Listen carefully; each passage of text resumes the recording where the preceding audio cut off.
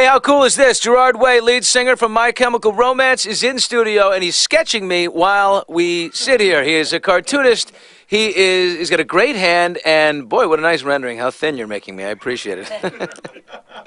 How's it go? Am I easy to sketch or hard?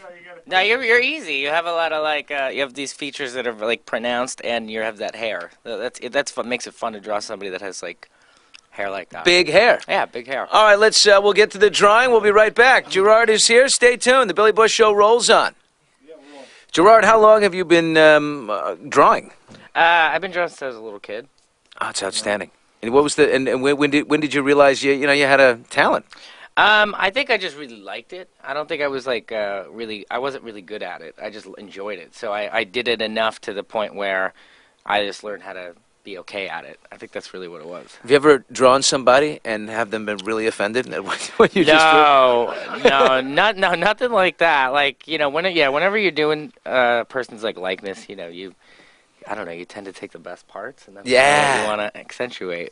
That's totally. What is it like to be famous? Did you ever think you would be? No, but I mean, like, you're going to Belleville High School. I mean, you're just a kid. I don't really feel famous, I don't think I ever have. I think we've always just stayed really grounded, and we kind of, like, artistically, we always really do what we want to do and don't show up to the circus, per se. So there's been a lot of attention maybe not on us because of that, But your shows are pretty insane, right? The shows are, we're... Pyro, and there's all kinds of cool, and... I love, like, what we do live, I think. Like, I think we're a great live band.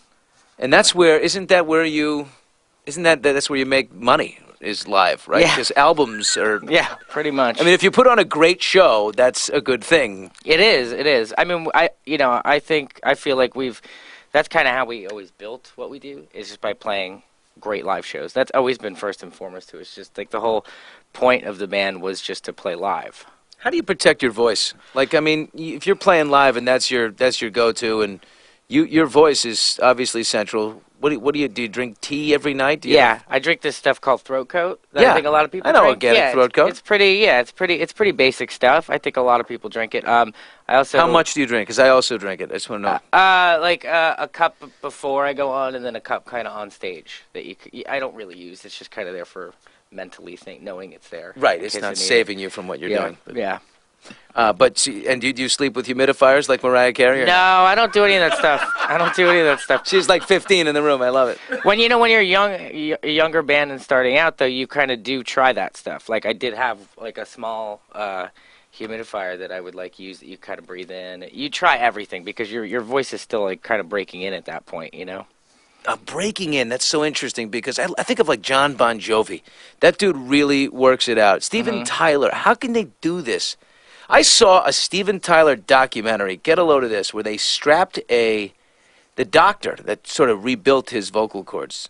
I didn't know he needed them rebuilt. Oh, God, they were shot. He couldn't sing again. I mean, the guy rebuilt him, and he put his device inside that monitored how many times Steven Tyler's vocal cords slapped together during a concert. 750,000 times. How wild is that? That's pretty crazy. I mean, the guy's voice just takes a beating. And you say break in. Yeah, I feel like anybody's voice kind of breaks in. I think like that now I could do. Basically, you get on the road, and what you want to happen is you actually need your voice to kind of blow out. So it's going to sound awesome for like the first 2 shows, and then it kind of blows out, and then it sounds pretty not bad. It just sounds a little worn in, and then you need a day of rest, and then your voice is never going to be what it was for those first 2 shows, but it's going to be really good, and then you won't lose it after the 3rd show where it kind of gets a little muffed up. Right. That's amazing. You know what's going to happen to you and when it's going to happen. Right. I know exactly when certain things are going to happen with the voice. Now let me ask you about the girls. I got to think, Gerard, the girls are hurling. I've seen it. No way. They're hurling themselves at you. No, they're not. You've turned down more action than you've actually had the opportunity to close, I bet. I mean, it's just... It must be insane. Well, it's kind of funny. I think we've been actually giving rock bands a really bad name for a long time. Like, ever since we've even started, it's never been about that, and there's never been groupies around or anything. It's literally. I think we've bummed out a lot of new metal bands because. We thought there was going to be chicks in this. This was going to be great. Yeah. You guys tour a lot, so does anybody have girlfriends, wives, Yeah, anything everybody's like married in the band. Everybody. Everybody's married. How? It must be really tough. It is tough because you really miss the people, like who you're married to, and everybody. Like, you miss your family really bad, and that's really hard. But we do it because we have to do it because we love doing it, and I think that everybody we're with really understands that. And do they travel? Spouses travel? Yeah, with absolutely. Everybody? They'll come for some. You go look Osaka, Japan. You kick off January 31st. Yep. Will the wives be hanging out? I don't know. Somebody's wives. No, in Europe. Probably by the time we get to Europe.